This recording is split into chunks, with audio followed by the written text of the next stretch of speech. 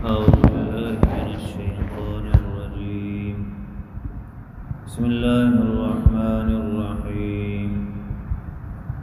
يا أيها الذين آمنوا عليكم أنفسكم لا يضركم من ضل إذا اهتديتم إلى الله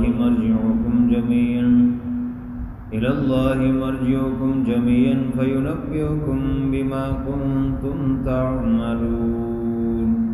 صدق اللہ العظیم.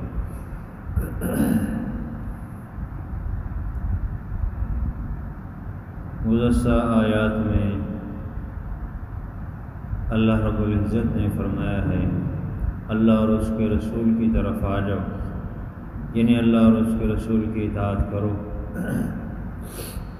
لیکن جو لوگ اللہ اور اس کے رسول کی اطاعت نہیں کرتے، کفر اور شرک کرتے ہیں، تو ان سے کہا جاتا ہے نہ کرو.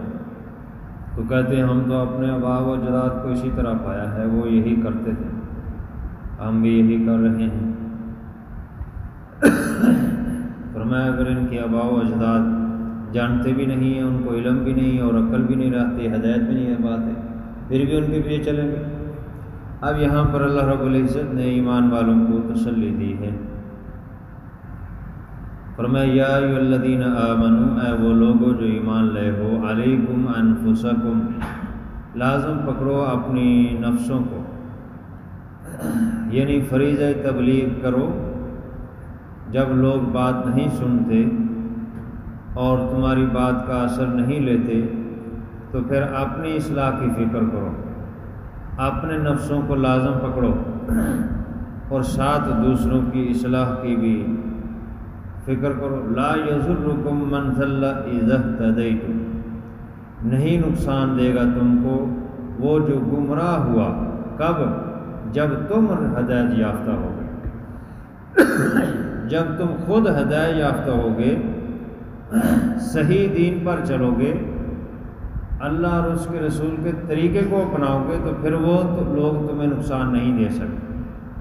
نقصان وہ اسی وقت دیں گے کہ جب تم خود راہ پر نہ ہو، تم خود ہدایت پر نہ ہو. اور دوسرا یہ ہے کہ تم اپنے نفسوں کو لازم پکڑو، یعنی اپنی اصلاح کی فکر کرو. تو اس سے صرف یہ معنی مراد نہیں کہ بس تم نے اپنے نفس کی اصلاح کرنی. حضرت ابوبکر صدیق رضی اللہ تعالیٰ عنہ منبر پر تشریف فرما ہوئے اور فرمایا لوگوں مغالطہ نہ کھانا. یا ایھا الذین آمنوا علیکم انفسکم، اے ایمان والو اپنے نفسوں کو لازم پکڑو.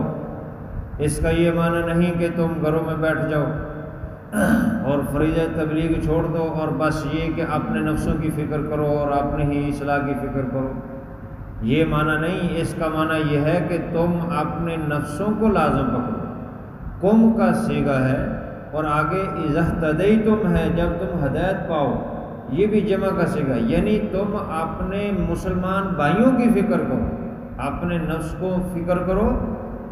جب کافر اور دوسری قوم کے لوگ تمہاری تبلیغ سے فائدہ نہیں اٹھاتے اور وہ اثر نہیں لیتے تو تم اپنے مسلمانوں کے اندر یہ کام کرو، اپنے مسلمانوں کو یہ سمجھاؤ، ان کے اندر جو ہے ان کو اللہ کا حکم سناؤ.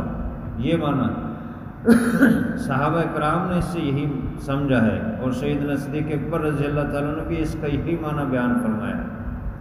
تو تبلیغ کا فریضہ اور مسلمانوں کو یاد دہانی کرنا، اپنے نفس کی اصلاح کی فکر کرنا اور اپنے مسلمان بھائیوں کی اصلاح کی فکر کرتے رہنا، یہ لازم ہے مسلمانوں پر. سورہ لقمان میں حضرت حکیم لقمان علیہ رحمہ جو ہے ان کا تذکرہ ہے، جو انہوں نے اپنے بیٹے کی نصیحت کی. وَأْمُرْ بِالْعُرْفِ وَانْهَ عَنِ الْمُنْكَرِ، اے بیٹے امر بالمعروف کرتے رہنا اور برائی سے لوگوں کو روکتے رہنا. اسی طرح اور بھی ان کی نصیحتیں ذکر ہے کہ شرک نہ کرنا. تو انہوں نے بھی امر بالمعروف اور نہی عن المنکر کا حکم دیا اور قرآن پاک میں جا بجا اس کا حکم دیا ہے. اس امت کی شان امتیاز ذکر فرمائی ہے کہ یہ فریضہ تبلیغ کرتے ہیں، لوگوں کو امر بالمعروف اور نہی عن المنکر کرتے ہیں۔ حضور علیہ الصلوۃ والسلام نے بھی احادیث میں اس فریضے کی طرف جا بجا حکم دیا ہے، اشارہ فرمایا ہے۔ تو آپ نے بھی اصلاح کرنے اور آپ نے مسلمان بھائیوں کی بھی اصلاح کی فکر کرتے رہنا۔ تو اس کے لیے ایک تو یہ ہے کہ خود کسی اللہ والے، کسی نیک لوگوں کے ساتھ تعلق ہو تاکہ اپنی اصلاح بھی ہو، خود بھی غلطی پر نہ ہو، اور پھر اپنے قوم، اپنے قبیلے، اپنے خاندان، اپنے گھر والے، اہل محلہ، ان کی بھی فکر کرنا، کیونکہ قرآن پاک میں حکم ہے قُوا أَنفُسَكُمْ وَأَهْلِيكُمْ نَارًا، بچاؤ اپنے آپ کو اور اپنے گھر والوں کو جہنم سے۔ تو کیسے بچانا ہے؟ ان کو نیکی کا حکم کر کے، نیکی کی نصیحت کر کے، برائی سے ان کو منع کر کے، یوں ان کو بچانا ہے۔ یہ فریضہ جب تک ادا کرتے رہیں گے، اللہ تعالیٰ نے یہاں تسلی دی ہے کہ لا یضرکم، تمہیں کبھی کوئی قوم نقصان نہیں دے سکتی۔ آج ہم پریشان حال ہیں اسی وجہ سے مسلمان کہ اس فریضے سے غافل ہو گئے، اس فریضے کو ادا نہیں کر رہے، اور اس لیے ذلت مسلمانوں کا مقدر بن چکی ہے اس وقت۔ حکمرانوں کے ذمے بھی ہے، مسلمان حکمرانوں کے ذمے اور عوام کے ذمے بھی ہے کہ وہ یہ کام کرتے رہیں، خود بھی دین پر چلیں اور دوسروں کو بھی دین کی بات بتائیں۔ پہلے بعض ایسے لوگ گزرے ہیں جنہوں نے اس فریضے کو نہیں ادا کیا، تو اسی سے دین میں خرابی، لوگوں کے ایمان میں، دین میں خرابی اور کمی کوتاہی آئی ہے۔ مروان اور مروانی جو یعنی حکمران تھے، ان کے اندر یہی سستی رہی ہے۔ مروان جب آیا ایک موقع پر وہ عید کی نماز کے لیے، حضرت امیر معاویہ رضی اللہ عنہ تو صحابی رسول تھے نا، ان کے لیے تو صحابیت کی مقام ہے، وہ بہت اونچا مقام ہے۔ اور پھر ان کے بعد حضرت عمر بن عبدالعزیز آئے، وہ بھی نیک آدمی تھے، ان کے سوا باقی سب جو ہے وہ بس ایسے ہی تھے، وہ اپنی من مرضی کرتے تھے، دین کو بھی کھیل تماشا بنا رکھا تھا۔ تو مروان عید کی نماز کے لیے آیا تو خطبہ دینا شروع کر دیا۔ تو ایک مسلمان نے کھڑے ہو کے کہا کہ امیر، خطبہ تو عید کے بعد ہے، نماز پہلے ہے، کیونکہ جمعے کی نماز میں خطبہ پہلے ہے، نماز بعد میں، اور عید کی نماز میں پہلے نماز ہے، خطبہ بعد میں۔ تو خیر اس نے تو نہ بات سنی مروان نے، تو حضرت ابو سعید خدری رضی اللہ عنہ صحابی رسول موجود تھے، انہوں نے کہا کہ اس شخص نے اپنا فرض ادا کر دیا، کہ اس نے حق بات بتا دی ہے، کیونکہ حضور علیہ السلام نے فرمایا کہ جب کہیں برائی ہو رہی ہو تو پھر اس وقت تم اگر طاقت اور زور سے روک سکتے ہو تو اس کو روکو، اگر نہیں روک سکتے تو زبان سے کہو۔ تو اس نے زبان سے کہہ کر اس برائی کو روکا ہے کہ وہ غلط کر رہا ہے، کیونکہ حضور علیہ السلام نے نماز عید پہلے پڑھائی، خطبہ بعد میں دیا، تو یہ اس کے خلاف کر رہا ہے۔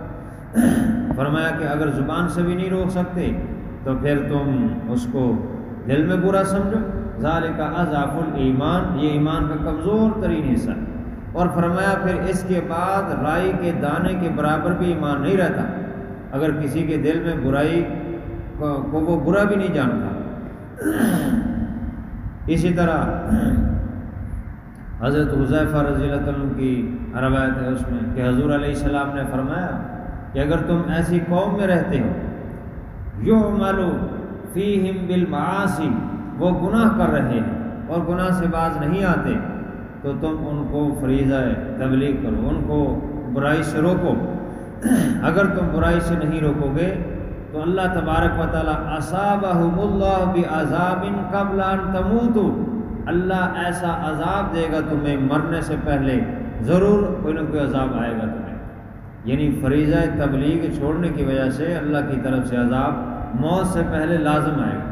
اب وہ کسی بھی صورت میں آ سکتا ہے، چاہے وہ زلزلہ آ جائے، چاہے وہ سیلاب آ جائے یا کوئی حادثہ آ جائے یا خود اس کو ذاتی طور پہ کوئی بیماری آ جائے یا اور کوئی اللہ تعالیٰ اس کو کوئی ایسی اس پر غربت لازم کر دے، وہ کسی بھی صورت میں ہو سکتا۔ تو اس لیے فریضہ تبلیغ وہ لازمی جز ہے اور دین کا ایک ستون کی طرح ہے۔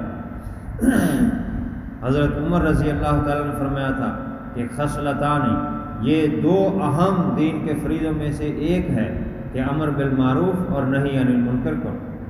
حجاج بن یوسف جیسے بڑے بڑے ظالم بھی آئے لیکن فریضہ تبلیغ ادا کرنے والے کرتے رہے۔ یہ بھی بڑا ظالم تھا، ایک موقع پر جمعے کے لیے آیا اور اسی طرح اس کو اگر کوئی شخص یہ نہیں کہہ سکتا تھا کہ نماز کا وقت تنگ ہو رہا ہے، نماز پڑھ۔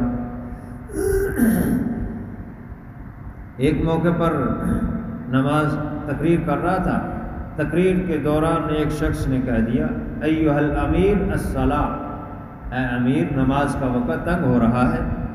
اس نے کہا تم کون ہو؟ کہتا میں مسلمان ہوں۔ کس قبیلے سے ہو؟ فلاں قبیلے سے۔ اچھا بڑے نیک آدمی ہو۔ ایک فوجی کہا ہے اس کا سر قلم کرو، اس کو جنت میں جانے کی جلدی ہے، اس کو جلدی نیک آدمی جنت میں پہنچاؤ۔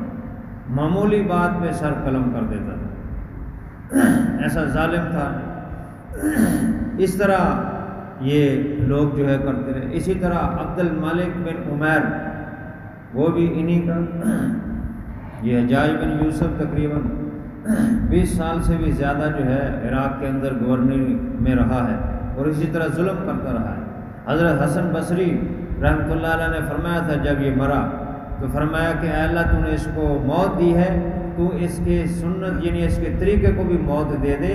یہ بڑا ظالم تھا، اس نے کبھی جہاد نہیں کیا، جب کبھی جہاد میں گھوڑے میں سوار ہو کر جاتا تھا تو اس کے ہاتھوں میں گھوڑے کی نکیل پکڑنے کی وجہ سے کبھی پسینہ نہیں آیا، یعنی کبھی اس نے جہاد نہیں کیا، اور اس طرح کنگھی کرتا تھا، اکڑ کے چلتا تھا اور پھر گھوڑے پر سوار ہو کر بکواس شروع کر دیتا تھا، کبھی ادھر کی کبھی ادھر کی۔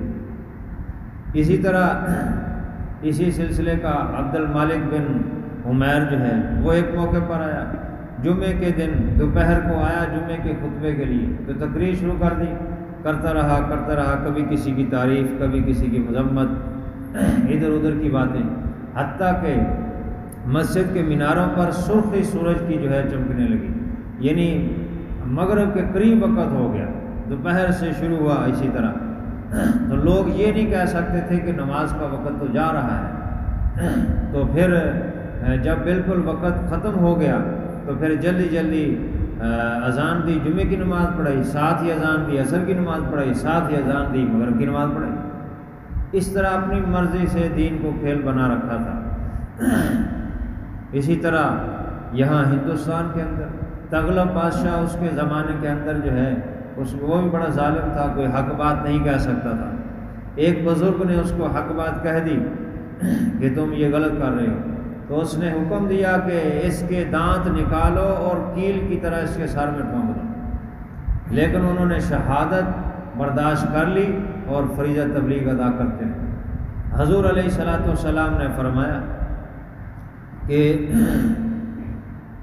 لَتَأْمُرُنَّ بِالْمَعْرُوفِ وَلَتَنْهَوُنَّ عَنِ الْمُنْكَرِ، تم ضرور بضرور امر کا یعنی نیکی کا حکم کرتے رہو اور برائی سے روکتے رہو، ورنہ ایک وقت ایسا آئے گا کہ پھر تم دعا مانگو گے، لَتَدْعُوُنَّ، تم دعا مانگو گے، فَلَا يَسْتَجِيبُ لَكُمْ، پھر اللہ تعالیٰ تمہاری دعاؤں کو قبول نہیں کرے گا، یعنی اللہ تعالیٰ کی طرف سے اس طرح کا عذاب نازل ہو۔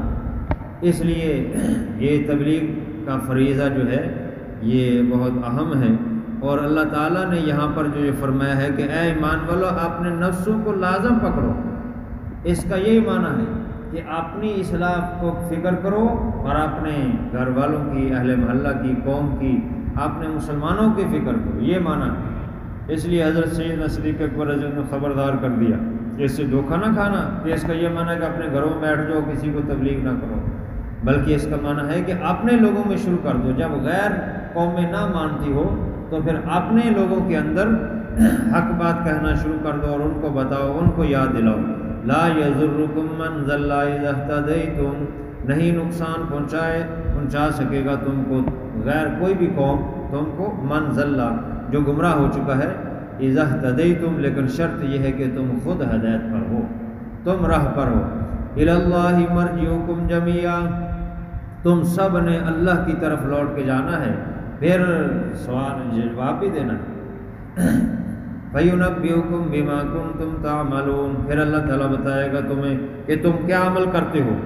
تمہاری ریکارڈنگ ہو رہی ہے، سارا ریکارڈ اللہ کے پاس موجود ہے، اور یہاں پہ دنیا میں ایک دو راز کسی کے پاس ہو تو وہ بڑی اس سے روب ڈال کے چیزیں منوا لیتا ہے۔ اللہ تبارک و تعالیٰ فرما رہے ہیں کہ تمہارے سارے راز میرے پاس موجود ہیں، تمہاری ساری ریکارڈنگ ہو رہی ہے، سارا ریکارڈ موجود ہے زندگی کا، اور پھر اللہ تبارک و تعالیٰ اس کے مطابق جزا سزا کے فیصلے کریں گے۔ لہٰذا یہ بات سامنے رکھو ہر وقت کہ موت آنی ہے اور مرنے کے بعد اللہ کے سامنے پیش ہونا ہے۔ اللہ تعالیٰ عمل کی توفیق عطا فرمائے۔